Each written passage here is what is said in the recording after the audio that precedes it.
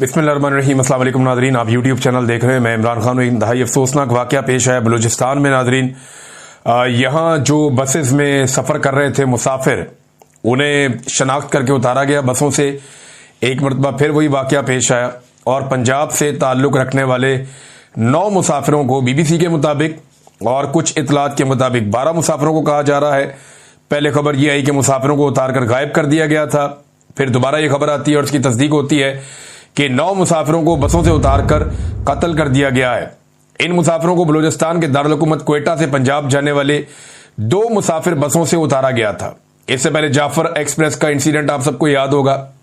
पूरी ट्रेन रोक ली थी, वहां पे कत्लेआम किया था दहशतगर्दों ने। और ये बसेस को रोक के अक्सर जो पंजाब जाने वाली या दीगर इलाकों में जाने वाली जो बसेस हैं उन्हें रोका जाता है और जो शहरी उन बसों में मौजूद होते हैं उन्हें शनाख्ती कार्ड देखकर कत्ल किया जाता है। ये कत्लेआम जो है वो लंबे अरसे से जारी है। असिस्टेंट कमिश्नर योब नवीद आलम ने 9 मुसाफिरों की हलाकत की तस्दीक करते हुए बताया कि कत्ल किए जाने वाले अफराद की लाशों को पंजाब भिजवाने के इंतजामात किए जा रहे हैं। जुमेरात की शाम यानी कल शाम को यह वाकया पेश आया। अब जो पाकिस्तान की तरफ से कहा गया, उन्होंने इसको करार दिया फितनतुल हिंदुस्तान, यानी ये जो दहशतगर्दी का वाकया हुआ ये फितनतुल हिंदुस्तान ने किया है और फितनतुल हिंदुस्तान इसके लिए जिम्मेदार है। और यानी हम फितनतुल हिंदुस्तान तो कह रहे हैं, लेकिन हम कर क्या रहे हैं, सवाल यह पैदा होता है। हमने एक नया नाम दिया फितनतुल हिंदुस्तान। इससे पहले BLA का नाम था, इससे पहले TTP का नाम था, इससे पहले दाइश का नाम था, मुख्तलिफ तंजीमों के नाम आते रहे। अब हमने एक नया नाम दिया फितनतुल हिंदुस्तान कि इसके पीछे हिंदुस्तान मुलव्वस है, जबकि मैं हमेशा से इसके ऊपर कवरेज करता भी रहा हूं। अफगानिस्तान की सरजमीन को पाकिस्तान में दहशतगर्दी के लिए बड़े लंबे अरसे से इस्तेमाल किया जा रहा है और पाकिस्तान के जो दुश्मन है वो उसको इस्तेमाल करते हैं। जनरल मुशर्रफ के दौर से हम इस चीज की कवरेज कर रहे हैं और जनरल मुशर्रफ बार बार ये कहते भी रहे कि अफगानिस्तान में भारत के 12 तरबीती कैंप हैं। लेकिन जब अमेरिका को अफगानिस्तान की तरफ शिकस्त हुई और अमेरिका अफगानिस्तान से इनखला करके निकला तो उस वक्त भारत को एक बहुत बड़ा धचका लगा था। लेकिन अब आप देखें तो पाकिस्तान में दोबारा से दहशतगर्दी सर उठा रही है। पाकिस्तान ने मौका ज़ाया किया। उस वक्त रिजीम चेंज करने में दिलचस्पी ज्यादा थी पाकिस्तानी एस्टेब्लिशमेंट की और जो नए नमूने लाकर बिठाए गए उन्होंने अफगानिस्तान को तनहा अकेला छोड़ दिया, उनके साथ बात ही नहीं की और इंडिया ने मौका देखकर अपने ताल्लुकात बनाने शुरू कर दिए। अब सूरत हाल यह है कि बलूचिस्तान में दहशतगर्दी हो, खैबर पख्तूनख्वा में दहशतगर्दी हो तो हम ये कह देते हैं फितनतुल हिंदुस्तान है। लेकिन प्रैक्टिकली हम क्या करें, यानी क्या ये कह देने से हमारी जिम्मेदारी खत्म हो जाती है? पाकिस्तान की इंटेलिजेंस कहां पे है, पाकिस्तान का जो सिक्योरिटी का निजाम है वो कहां पे है? कोयटा से बाहर निकलते ही लोग गैर महफूज हो जाते हैं। कोयटा एक ऐसा बंद इलाका है जहां पे लोगों को महफूज रखने की कोशिश की गई है। कोयटा से बाहर निकलते ही लोग गैर महफूज हो जाते हैं, कत्लेआम शुरू हो जाता है। शाम के बाद कोई ट्रेवल नहीं कर सकता पूरे बलूचिस्तान में। अक्सर इलाके और बड़ी शाहराएं वो नो गो एरियाज बने हुए हैं। तो क्या मारंग बलोच को अंदर डालने से अमन आ गया? वो एक सियासी आवाज है। ऐसी आवाजों को इस्तेमाल किया जाता है मामलात को ठीक करने के लिए। जिन्हें लोग सुनते हैं, जिनकी बात लोग सुनते हैं, ऐसे लोगों को अंगेज किया जाता है कि बैठो बात करते हैं, आपकी जो शिकायत है वो भी सुनते हैं। बहुत सारे नौजवानों को लापता किया गया। सैकड़ों नौजवान गुज़िश्ता चंद अरसे में, कुछ अरसे में लापता हो गए बलूचिस्तान से। वो उनके लापता होने के बाद फिर दहशतगर्दी खत्म होनी चाहिए थी ना, फिर क्यों नहीं खत्म हो रही? तो पाकिस्तान की रियासत को यह समझना पड़ेगा कि उनकी स्ट्रेटेजी ठीक नहीं है, वो सही हिकमत अमली से नहीं लड़ रहे। देखिए, अगर लड़ाई से यह मसला हल होना होता तो आप वहां पे लगभग कोई 20 साल से तो बंदे मार रहे हैं आप। परवेज मुशर्रफ ने अकबर बुगटी का कत्ल किया था। अकबर बुगटी के कत्ल से लेकर अब तक 10,000 से ज्यादा बंदे शहीद हो गए बलूचिस्तान में। वो एक कत्ल पाकिस्तान के गले आज तक पड़ा हुआ है। तो एक के बाद एक कत्ल किया जाता है, एक के बाद एक जुल्म किया जाता है और दहशतगर्दी खत्म होने का नाम नहीं ले रही। तो रियासत पाकिस्तान को देखना पड़ेगा कि 20 साल में उन्होंने कितने ऑपरेशंस किए हैं और इतने सारे ऑपरेशंस के बाद, इतनी सारी जबरी गुमशुदगियों के बाद, इतने सारे बंदों की गिरफ्तारियों के बाद, इतनी सारी कठपुतली हुकूमतें बनाने के बाद, अपने सियासतदान लाने के बाद, इतने सारे जाली इलेक्शन करवाने के बाद भी अगर वो वहां पे लॉ एंड ऑर्डर को मेंटेन नहीं कर पा रहे या बलूचिस्तान के हालात को ठीक नहीं कर पा रहे तो फिर अपनी फार्मूला चेंज करें, सियासतदानों को दें मौका, वो इस मामले को ठीक करते हैं। बलूचिस्तान का मसला सियासी है, कबायली इलाकों का मसला सियासी है। जब सियासी अंदाज में इमरान खान ने 25वीं आईनी तरमीम के जरिए मसला हल कर दिया था कबायली इलाकों का और फाटा को जम कर दिया था खैबर पख्तूनख्वा में, तो फिर उनका फंड देते ना, उनके पैसे उनको जारी करते, उनका पैसा उन्हें मिलता, वो तरक्की करते, हालात बेहतर होते उस इलाके के, वो लोग खुशहाल हो जाते, कुछ तालीम बनती वहां पे, कोई हेल्थ बनती वहां पे, कुछ लोगों को नौकरियां मिलती, कोई रोजगार मिलते, कुछ लोग कारोबार करते, कुछ किसानों को सपोर्ट मिलती, तो शायद हालात बेहतर होते। लेकिन फार्मूला वही पुराना, इनकी मादनियत भी छीन लो, इनके नौजवान भी छीन लो, यहां ड्रोन हमले भी करो, और इधर जो लोग जिनका खून बहेगा उसके बदले में पाकिस्तान पैसा बनाता है। ये हमारी पुरानी सोच है। इस सोच के साथ अमन नहीं आएगा, हमें यह देखना पड़ेगा। देखिए, जो मौलाना खानजेब साहब की शहादत हुई है बाजोड़ में, यह बड़ी तवाना आवाज थे अमन के लिए। एएनपी से इनका ताल्लुक है, लेकिन वहां पे अपना ANP, PTI, JUI, Jamaat Islami, ये मामला नहीं है। मिलिट्री ऑपरेशन के मामले पे सारी पॉलिटिकल पार्टीज एक पेज पे हैं। आप उठा लें कोई भी आदमी, हां जो लोग इस्लामाबाद शिफ्ट हो गए हैं, वो वहां रहना चाहते हैं और सिर्फ खैबर पख्तूनख्वा के बारे में बात करते हैं, उनके बारे में मैं कुछ नहीं कह सकता। लेकिन जिन्होंने खैबर पख्तूनख्वा की सरजमीन पे रहना है, वो तमाम लोग मिलिट्री ऑपरेशन के सख्त मुखालिफ हैं। तमाम पॉलिटिकल पार्टीज के लोग, नून लीग हो जाए, पीपल्स पार्टी हो जाए, एएनपी हो जाए, इसमें जमात इस्लामी हो जाए, फजलुर रहमान हो जाए, पीटीआई हो जाए, जितने लोग पब्लिक के अंदर रहने वाले हैं ना, या पब्लिक के साथ उठने बैठने वाले हैं, मैं ये उठाई गिरों की बात नहीं कर रहा, उनकी बात नहीं कर रहा जिनको ऊपर से लाके बैठा दिया जाता है, नहीं। जो पब्लिक के नुमाइंदे हैं, जो पब्लिक के अंदर उठते बैठते हैं, वो कभी भी ऑपरेशन की हमायत नहीं करते, क्योंकि खैबर पख्तूनख्वा में ऑपरेशन के जितने भी तजर्बात हुए हैं सारे उल्टे पड़ गए और अल्टीमेटली नुकसान वहां के लोकल्स का हुआ, मकामी आबादियों का हुआ। घर उनके तबाह हो जाते हैं, खानदान उनके तबाह हो जाते हैं, वसाइल उनके छिन जाते हैं, मवेशी उनके चले जाते हैं, जंगलात उनके तबाह हो जाते हैं, बागात उनके तबाह, हर चीज उनकी छिन जाती है और वहां पे आके नए कंटोनमेंट्स बन जाते हैं, कंट्रोल भी जो है वो उनसे चला जाता है। तो मिलिट्री एस्टेब्लिशमेंट को वो लोग बार बार पैगाम दे रहे हैं कि आप मिलिट्री ऑपरेशन ना करें। और अब जो खानजेब साहब की शहादत हुई है, इसके बाद बड़ा रुला पड़ गया, लोगों में बहुत गुस्सा है और मुतालबा एक ही हो रहा है बार बार कि मिलिट्री ऑपरेशन हम नहीं होने देंगे, मिलिट्री ऑपरेशन ना किया जाए। अब नाज़रीन आ जाए पाकिस्तान की पॉलिटिकल साइड पे, तो यहां इमरान खान साहब के बेटों को गिरफ्तार करने के हवाले से हुकूमत ने एक रद्देमल दिया, लेकिन फिर हमने ये देखा कि हुकूमत का रद्देमल डिफरेंट होता जा रहा है। एक बंदा आता है, टीवी पे बैठता है, वो धमकी लगाता है कि इमरान खान के बेटे आएंगे तो उनको तो बाजियाबी करना पड़ेगा, उन्हें पकड़ लेंगे, उठा लेंगे। राना सनाउल्लाह और मुख्तलिफ लोग, कुछ लोग आते हैं वो आगे कहते हैं नहीं जी वो हमारे मेहमान हैं, हम उनको सिक्योरिटी फराहम करेंगे, वो आए और आकर उन्होंने जो करना है, अपने वालिद से मिलना है, जो भी करना चाहते हैं, जिसको मिलना मिले और जाएं। कुछ लोग कहते हैं जी ये वाली कंडीशन हम रखेंगे, कुछ कहते हैं वो रखेंगे। तो ये कंफ्यूज है, इनको आइडिया नहीं है कि इन्होंने करना क्या है और इन्होंने अपने सारे ऑप्शन खुले रखे हुए हैं। देखिए, इमरान खान के जो बेटे हैं वो खाली इमरान खान के बेटे नहीं हैं, वो जमाइमा के भी बेटे हैं। और इमरान खान ने अपनी पहली शादी जिस खानदान में की थी, गोगे उन्होंने जमाइमा को मुसलमान करने के बाद शादी की, वो बहुत तगड़ा खानदान है, वो दुनिया के बड़े खानदानों में से एक है। उनके बड़े ताल्लुकात हैं दुनिया की हुकूमतों के साथ भी, खास तौर पे जो बरतानिया की गवर्नमेंट है उसके साथ उनके बड़े जबरदस्त मुरासिम में उनके ताल्लुकात हैं। तो अब सवाल यह पैदा होता है कि क्या इतना आसान होगा इस हुकूमत के लिए उन दोनों नौजवानों को जो इमरान खान के बेटे हैं वो पाकिस्तान आए और आते ही उन्हें गिरफ्तार कर लेना? अब मुझे नहीं लगता, इनको बड़ा सॉलिड रीजन चाहिए होगा उनको गिरफ्तार करने के लिए। और दूसरी बात यह है कि पाकिस्तानी एस्टेब्लिशमेंट का पता भी कोई नहीं, ये खुद ही जाके दीवार में टक्कर मार देते हैं, कोई पता नहीं है उनको आते ही गिरफ्तार भी करना है। ये आप इनके बारे में कुछ नहीं कह सकते, कोई बात भी वसूख के साथ नहीं कह सकते। लेकिन मेरे ख्याल में इमरान खान के बेटे आएंगे, वो इमरान खान से मुलाकात करेंगे और इमरान खान का जो वाज़े पैगाम है वो तफसीली मुलाकात करके पैगाम हासिल करेंगे और बाहर आगे सारी दुनिया को वो बताएंगे कि हमारा बाप ये कह रहा है।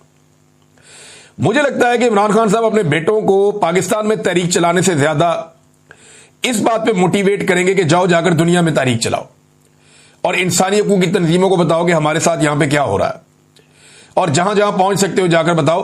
क्योंकि वो इमरान खान साहब के बेटे, वो उन पर ट्रस्ट कर सकते हैं, वो उनको जो बताकर भेजेंगे वो वही पैगाम लेकर जाएंगे। मुझे जाती तौर पे ऐसा लगता है, ये बात गलत भी हो सकती है, मेरी असेसमेंट है। क्योंकि देखिए, तहरीक इंसाफ की क़यादत ने यह फैसला करना है कि उन्होंने इन इमरान खान के बेटों को पाकिस्तान में कितनी देर रखना है। देखिए ना, अगर सलमान और कासिम पाकिस्तान आ जाते हैं और वो आकर एहतजाज में शामिल हो जाते हैं, तो क्या एहतजाज करने से, उनके एहतजाज करने से इमरान खान साहब जेल से बाहर आ जाएंगे? पाकिस्तान की मिलिट्री एस्टेब्लिशमेंट कभी नहीं छोड़ेगी, क्योंकि पाकिस्तान की मिलिट्री एस्टेब्लिशमेंट इमरान खान को अपने लिए खतरा समझती है। उन्हें यह लगता है कि हमारे इक्तदार का सूरज अगर कभी गरूब हुआ तो यह आदमी गरूब कर देगा। इस आदमी से अगर हम बच गए तो हमें आइंदा कई दहाइयों तक कोई नहीं छेड़ सकेगा। इस आदमी से उन्होंने बचना है, और इससे बचने का जो आखिरी रास्ता उनके बाद है को जेल में रखो मैक्सिमम। ये बाहर आएगा, फिर शऊर बांटेगा, लोगों को इकट्ठा करेगा हमारे खिलाफ, फिर प्रॉब्लम हो जाएगी। डील वो कर नहीं रहा, या तो डील हो जाए ना इमरान खान की एस्टेब्लिशमेंट के साथ, गारंटियां बढ़ जाए, वो डील वो कर नहीं रहा। वो कहता है जी मैं ना नवाज शरीफ बनूंगा, ना मैं आसिफ अली जरदारी बनूंगा, मैं ये बताना चाहता हूं कि मैं कुछ और हूं।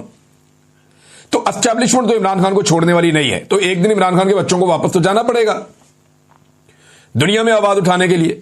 फिर लोग रोला डालेंगे जी उसके बच्चे आए थे, उन्होंने तो बड़ी तहरीक चलानी थी, बाप को आजाद करवाना था, वो फिर वापस जाना। ये चलेगा। नून लीग अपने ताने देगी, पीटीआई अपनी सियासत करेगी, सारे अपना अपना करेंगे, लेकिन याद रखें कि एस्टेब्लिशमेंट इमरान खान को कभी भी रिहा नहीं करेगी जब तक के पाकिस्तानी सारे नहीं निकलेंगे, जब तक के पाकिस्तानी इनकलाब जैसी कैफियत नहीं लेकर आएंगे या मुल्क भर में लोग नहीं निकलेंगे, तब तक इमरान खान को पाकिस्तान की एस्टेब्लिशमेंट इतने आराम से छोड़ने वाली नहीं है। और वैसे भी एक बात याद रखें, इमरान खान का जो नुक्ता नजर है वो अपनी सियासी पार्टी के नुक्ता नजर से उतना मैच नहीं करता। इमरान खान साहब इनसे बहुत आगे निकल गए इस लड़ाई में। देखें ना, आप दो मिसालें मैं आपके सामने रख देता हूं। ये जो सियासी जमातें हैं ये अपनी सियासी जमात को भी बचाना चाहती हैं। इमरान खान साहब इससे आगे निकल गए, वो पूरी कौम को भी बचाना चाहते हैं। इनकी लड़ाई अपनी सियासत के लिए। इमरान खान साहब की पार्टी के अंदर जो लोग हैं मैं उनकी बात कर रहा हूं कि मैं सियासत करूंगा, मैं एमएनए बनूंगा, मैं एमपीए बनूंगा, मैं मिनिस्टर बनूंगा, हमने सियासत करनी, अपने मुल्क के लिए अच्छा करना। जो इमरान खान की लड़ाई इस वक्त कौम के लिए है, वो एक डिफरेंट लेवल पे जाके लड़ रहा है। मिसाल के तौर पे ये सारे मिलकर अपनी सियासी स्पेस लेना चाहते हैं एस्टेब्लिशमेंट से, कि एस्टेब्लिशमेंट हमारे लिए थोड़ी स्पेस क्रिएट करे। इनका नुक्ता नजर यह है, इमरान खान का यह है कि मैं एस्टेब्लिशमेंट से उसकी स्पेस छीन लूंगा और मैं उनको उनके काम पे लगाऊंगा। मैंने उनको अब यह काम नहीं करने देना जिस गंदे काम पे वो पिछले 70 साल से लगे हुए। अब ये दो अलग अलग नजरिए ही अलग है, सोचने का तरीका ही अलग है। अब इनके बीच में पहले आपस में कोई इत्तेफाक हो जाए, या पार्टी इमरान खान के नक्शे कदम पे आ जाए या इमरान खान पार्टी के नक्शे कदम पे आ जाए, या दोनों मिलकर कोई बीच का रास्ता निकालेंगे। ठीक है जी, हम एस्टेब्लिशमेंट के साथ बात करते हैं, और उसके लिए एस्टेब्लिशमेंट को हौसला करना पड़ेगा, थोड़ी हिम्मत करनी पड़ेगी, अपने खौफ को उतारना पड़ेगा कि बैठे बात करें इमरान खान के साथ। नहीं, वो आपको मारता, वो आपको रास्ता बनाकर देगा कोई ना। वो पाकिस्तान का रहने वाला है, पाकिस्तान का लीडर है, यहीं पे उसने सियासत की है, सारा पाकिस्तान उसे जानता है, क्रेडिबिलिटी वाला आदमी है वो। इतनी बार क्रेडिबिलिटी वाला आदमी खाता है, बुज़दिल आदमी इतनी बार नहीं खाता जितनी इमरान खान ने खा ली है। दलेर आदमी है, करैक्टर वाला आदमी है, उसने करैक्टर शो किया बार बार। आपने गोलियां उसको देखा, वो गोलियां लगी, वो निकल के फिर मुक्का लहरा रहा था। वो करैक्टर वाला आदमी है, वो आपको इस मुसीबत से निकाल सकता है, लेकिन उसके लिए आपको भी अब पीछे जाना पड़ेगा। यानी जो चीजें आप कर रहे हैं वो करना छोड़ दें। आपने इतना तजुर्बा किया, पूरा मुल्क आपके कंट्रोल में, 3 साल में मईशत ठीक नहीं हुई। 2 साल पहले आर्मी चीफ ने 10 जुलाई 2023 को स्टेटमेंट दिया था कि 1 साल में मईशत बिल्कुल ठीक हो जाएगी। आप सारे आदादोशुमार उठा के देख रहे हैं, बेड़े ही गर्क हो गया मईशत का। ये सिर्फ जो सो कॉल्ड किस्म का एक दिवालियापन है ना, उससे पाकिस्तान को बचाने के लिए, इन्होंने पाकिस्तान के सारे गरीबों को दिवालिया कर दिया। आधे पाकिस्तानी गुर्बत की लकीर से नीचे चले गए इनके दिवालियापन से बचने के चक्कर में। पाकिस्तानियों से सारी खुशियां इन्होंने छीन ली हैं। गरीब आदमी के ऊपर लगा लगा के टैक्स, तनख्वाहदार तबके को तो पीस के रख दिया इन्होंने, सिर्फ एक ख्वाहिश पूरी करने के लिए कि हमने दिवालिया नहीं होना। भाई दिवालिया पे तो लेकर भी आप ही लोग आए थे ना। अगर आप अच्छी खासी चलती हुई हुकूमत को ना गिराते तो पाकिस्तान के ज़र मुबादला के ज़खायर भी ठीक थे, एक्सपोर्ट्स भी ठीक थी, रिमिटेंसेस भी ठीक थी, पाकिस्तान में कॉन्फिडेंस भी था, पाकिस्तान में सारी फैक्ट्रियां मिलें भी चल रही थी, रेवेन्यू कलेक्शन भी ठीक हो रहा था, महंगाई को कुछ हद तक कंट्रोल भी रखा हुआ था। तो अगर ये सारे फैक्टर्स ठीक चल रहे थे तो मुल्क चलने देते 2 साल और। रेगुलरली इलेक्शन होता, पता चलता कौन जीतता कौन हारता। ये जो एस्टेब्लिशमेंट को खुजली हुई थी ना कि पाकिस्तान में उन्होंने एक नया तजुर्बा करना है, उस तजर्बे के बाद हम फंस गए और अभी तक नहीं निकल रहे, और उसकी वजह से पाकिस्तान डिफॉल्ट के दहाने पे पहुंचा था। और ये मैंने नहीं कहा, ख्वाजा आसिफ ने कहा था कि पाकिस्तान दिवालिया हो नहीं रहा, पाकिस्तान दिवालिया हो चुका है। वजीर है ना, उसके बाद अंदर की खबरें होती है। लेकिन फिर इन्होंने जिद पकड़ ली कि हमने दिवालिया नहीं होने देना, हमने पूरे पाकिस्तान की आवाम को दिवालिया कर देना है, हमने अपने मुल्क को दिवालिया नहीं होने देना।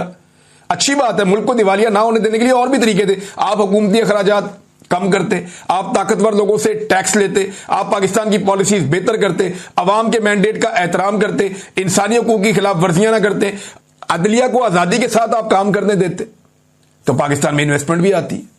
अब पाकिस्तान में सरमायाकारी नहीं आ रही, दहशतगर्दी इतनी फैल गई है, लोग इस मुल्क का नाम सुनकर डरते हैं। ये एक खबर छपती है ना इंटरनेशनल लेवल पे, अब बलूचिस्तान में जिन्होंने सरमाया करनी है या पाकिस्तान में सरमायाकारी करनी है, वो कैसे करेंगे?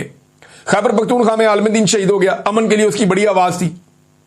बलूचिस्तान में बसों से उतार उतार के लोगों को मार रहे हैं, कौन आएगा यहां सरमायाकारी करने के लिए? लोग पैसा निकाल निकाल के इस मुल्क से भाग रहे हैं, और यही नालायकी है आपकी जिसकी वजह से लोग मुल्क छोड़ छोड़कर जा रहे हैं। नाज़रीन, क्या पाकिस्तान तहरीक इंसाफ अब तहरीक के लिए तैयार है? तो देखें, उसमें एक चीज मैं आपको बताऊं कि अगर कोई तहरीक चलनी होती ना या चलने वाली होती है तो उसका मोमेंटम बनना शुरू हो जाता है, आपको ग्राउंड पे नजर आता है। इक्का दुक्का लोग निकल रहे हैं, कहीं 200-400 500, ये छोटा छोटा मोमेंटम बन रहा है, लेकिन इसने अभी तक जो एक जबरदस्त किस्म का एक तहरीक का मोमेंटम होता है वो नहीं पकड़ा। सारे लोग अपने तौर पे बातें कर रहे हैं, इस तारीख को हम ये करेंगे ये करेंगे ये करेंगे, लेकिन अभी तक कुछ होता हुआ दिखाई नहीं दे रहा। इमरान खान साहब ने जो है वो कुछ बहुत बड़ा प्लान किया है, उनके दिमाग में कुछ बड़ा चल रहा है, लेकिन जो लीडरशिप है वो चीजों को उस तरह नहीं कर पा रही। गंडापुर साहब अभी तक इमरान खान साहब से मुलाकात नहीं कर पाए। वजीर आजम से वो मिल लेते हैं, अमीर मुकाम से मिल लेते हैं, गवर्नर से मिल लेते हैं, इमरान खान से नहीं मिल पाते जेल जाके। अंदाजा कीजिए आप। अलीना शिगरी साहिबा को उनके प्रोग्राम में बैठ के ख्वाजा आसिफ ने ताना दिया कि मीडिया को जाके मिलना चाहिए ना इमरान खान से, जाके आप देख लें कि वो कितने कंफर्टेबल हैं। वो मिलने चली गई, पीटीआई ने उनका नाम भी लिखकर दे दिया। अब वहां से वो ख्वाजा आसिफ को बार बार फोन कर रही हैं, उन्हें इतला पहुंचा रही हैं, उन्हें कह रही हैं जनाब मिलाएं इमरान खान से, आपने कहा था। वो जी मिलाते हैं करते हैं, कोई मुलाकात नहीं करवाई। ये झूठ बोलते हैं, दिन सुबह शाम हर वक्त झूठ बोलते हैं। ये जेल जो है ये इस वक्त मिलिट्री एस्टेब्लिशमेंट के कंट्रोल में है, या मरियम नवाज और मिलिट्री एस्टेब्लिशमेंट ने मिलकर कंट्रोल किया हुआ है। वो दोनों तो एक ही पेज पे हैं, एक ही सिक्के के दो रुख हैं इस वक्त। तो ख्वाजा आसिफ जैसे वहां कुछ नहीं बेचते, इनके कुछ पल्ले नहीं है। ये किसी टॉक शो में बैठ के कुछ भी कह दें, ये तो कहेंगे इन्होंने तो सबने बैठ के इकट्ठे अच्छे खासे सियासतदान हैं, उन्होंने बैठकर कहा जी ठीक है ये चीजें हमारी तय हो गई, आप जाके इमरान खान से अप्रूवल ले आए। वो कहते जी हम जा रहे हैं इमरान खान से अप्रूवल लेने। मिलिट्री एस्टेब्लिशमेंट ने इमरान खान से मुलाकात नहीं होने दी और वो मुज़ाकरात फारिग हो गए। ये मुज़ाकरात नवंबर के बाद हुए थे। ये ना ये मुज़ाकरात करने के काबिल है ना किसी और चीज के काबिल है। और गंडापुर साहब को इमरान खान साहब से मिलने की कोशिश करनी चाहिए। अभी तक तो वो मुलाकात इमरान खान साहब से नहीं कर पाए। ऐसा लगता है पाकिस्तान तहरीक इंसाफ की क़यादत ना किसी करिश्मे का इंतजार कर रही है या किसी ऐसी चीज का इंतजार कर रही है कि खुद से कुछ ऐसा हो जाए कि इस हुकूमत की कमबख्ती आ जाए, बेड़ा गर्क हो जाए। भाई इस हुकूमत ने हर वो काम कर लिया जिससे किसी भी हुकूमत का बेड़ा गर्क हो जाता है और कमबख्ती आ जाती है। चीनी स्कैंडल उठाएं, बिजली स्कैंडल उठाएं, पेट्रोल स्कैंडल उठाएं, आटा स्कैंडल उठाएं, गंदम स्कैंडल उठाएं। आप इनका ये 10,000 जो ये अरब वाला स्कैंडल है, आप ये वाला ये जो इनका ट्रिलियंस का जो स्कैंडल आया हुआ है 10 खरब का, वो वाला स्कैंडल उठाएं। आप इनका कोई एक स्कैंडल उठा लें। इन्होंने तो अपने पांव पे रोजाना कुल्हाड़ा मारा, लेकिन बतौर अपोजिशन पाकिस्तान तहरीक इंसाफ अफसोस ये है कि वो कुछ कर नहीं पाए। अभी उन्होंने एक नया दावा किया, हमाद अजहर साहब ने उस पर जवाब दिया। काफी अरसे बाद हमाद अजहर साहब को मैंने देखा कि वो एक्टिवेट हुए हैं। हुकूमत ने दावा यह किया कि बिलों की वसूली में 182 अरब रुपए का तारीखी हमने इजाफा किया है। भैया आपने बिल ही इतने बढ़ा दिए तो इजाफा ही होना है। गरीब खुदकुशियां करेगा या आपको बिल देगा। जिस आदमी ने रोटी खानी है वो एक टाइम की रोटी कम करेगा, आपको बिल देगा। तो पैसे तो आपने अवाम का खून निचोड़ के इकट्ठे कर लिए। फैक्ट्रियां चल नहीं रही, मिलें बंद हैं, इसके बावजूद आप गरीब आदमी को नचोड़ रहे हैं, उससे पैसे आप ले रहे हैं। रिकवरी मुहिम की कामयाबी ने तमाम डिस्कों की मजमूई वसूली को 92.4% से बढ़ाकर 96.6% तक पहुंचा दिया। हम आदत बताते हैं कि 2021 में हमारी ये रिकवरी 97.1% थी, इससे ज्यादा थी। तो ज्यादा आप छलांगे ना मारे। यह सुनकर दुख हुआ कि कम बिजली की तलब और पैदावार के बावजूद भी फार्म 47 की जाली हुकूमत अब तक इस सतह की रिकवरी नहीं कर सकती। यानी सिंपल बात यह है कि फैक्ट्रियां तो चल नहीं रही, बंद हो गई हैं, बड़े बड़े यूनिट सारे पाकिस्तान में बंद हो गए हैं, तो फिर तो आपकी रिकवरी होनी चाहिए थी। लेकिन आप इमरान खान के लेवल को नहीं पहुंचे, तो आपने फिर भी ये इतना पैसा कहां से इकट्ठा किया? तो इन्होंने पैसा इकट्ठा किया गरीब आदमी को कुचल के, लोगों की कनपट्टी पे बंदूक रख के ये बिल ले रहे हैं कि हम मीटर काट देंगे, ये कर देंगे, वो कर देंगे। वो गुजरावाला वाले लड़के का याद है ना, वो बेचारे ने खुदकुशी कर ली। लोग उधार मांग रहे हैं बिल देने के लिए। लोग अपने जेवरात बेच रहे हैं बिल देने के लिए। हालात पाकिस्तान में इन्होंने ये आम आदमी के लिए पैदा कर दिए। नाज़रीन, खैबर पख्तूनख्वा में सेनेट के इलेक्शन आने वाले हैं और इस हवाले से मिर्जा अफरीदी को टिकट दिया जा रहा है। थोड़ा सा मैं आपको बैकग्राउंड बताता हूं। मैं इस आदमी को कभी मिला भी नहीं जिंदगी में, लेकिन तहरीक इंसाफ के बहुत सारे लोगों ने मेरे से राब्ता किया कि इनको टिकट दिया जा रहा है। मैं क्योंकि असल हकायक जानता हूं, मैं आपके सामने रख देता हूं ये बंदा कौन है। ये बंदा पहले पैसे वैसे लगा के सेनेटर बना था, इसको पीटीए ने घास नहीं डाली थी। सेनेटर बनने के बाद ये पाकिस्तान तहरीक इंसाफ की हुकूमत थी तो हुकूमत में शामिल हो गया था। जैसे ही इमरान खान साहब पे बुरा वक्त आया तो ये इमरान खान साहब से दूर हो गया था। इसने टके का काम नहीं किया और ये एंजॉय करता रहा अपनी पोजीशन। कभी इसने पाकिस्तान तहरीक इंसाफ का या इमरान खान का साथ नहीं दिया। सवाए एक मौके पर इसने इजाज चौधरी के लिए अपना मुद्दत पूरी होने से कुछ दिन पहले सिर्फ एक प्रोटेक्शन ऑर्डर इसने निकाला था कि उन्हें ले आओ, तो नहीं लाया गया उन्हें। वो भी एस्टेब्लिशमेंट की मर्जी से इसने निकाला था। जैसे यूसुफ रजा गिलानी साहब निकालते हैं तो वो नहीं लेकर आते। तो सिर्फ ये एक गोंगलुओं से मट्टी इन्होंने झाड़ी थी मिर्जा अफरीदी साहब ने, और इन्होंने टके का कोई काम नहीं किया और ना इनका पीटीए से कोई ताल्लुक साबित हुआ। अब हुआ यह कि इन्होंने जब दोबारा टिकट लेना था तो 12 करोड़ रुपया इन्होंने दिया शिबली फराज को। शिबली फराज साहब कहते हैं कि उन्होंने वो पैसे खर्च किए इमरान खान साहब के मुकदमात पे और वकीलों को फीसें दी हैं। एक तरफ अली अमीन गंडापुर कहते हैं जी फीसें मैंने दी हैं, एक तरफ शिबली फराज कहते हैं जी फीसें मैंने दी हैं। अलीमा खान से पूछें तो वो कहती है जी फीसें तो हम फैमिली दे रहे हैं। दूसरी तरफ आप जाके वकीलों से पूछें तो वो कहते हैं जी हम तो फीसें ले ही नहीं रहे। तो मैं हैरान होता हूं कि ये किस तरफ जा रहे हैं पैसे। बहरहाल ये दावा किया गया कि इस बंदे ने, मिर्जा अफरीदी ने 12 करोड़ रुपया दिया, शिबली फराज ने वसूल किया और उसने एक आगे जी मैंने ये वकीलों की फीसें और इमरान खान साहब के मुकदमों पे लगा दिया है और इस बिना पे इस बंदे को टिकट दिया जा रहा है। 12 करोड़ का टिकट सेनेट का, अंदाजा करें आप कि 12 करोड़ रुपया इसने दिया, पता नहीं और भी दिया होगा लेकिन 12 करोड़ रुपया दिया। और अली अमीन गंडापुर इसके हमायती हैं। उन्होंने पूरा जोर लगाया कि मिर्जा अफरीदी को हर हाल में लाया जाए सेनेट की सीट के ऊपर।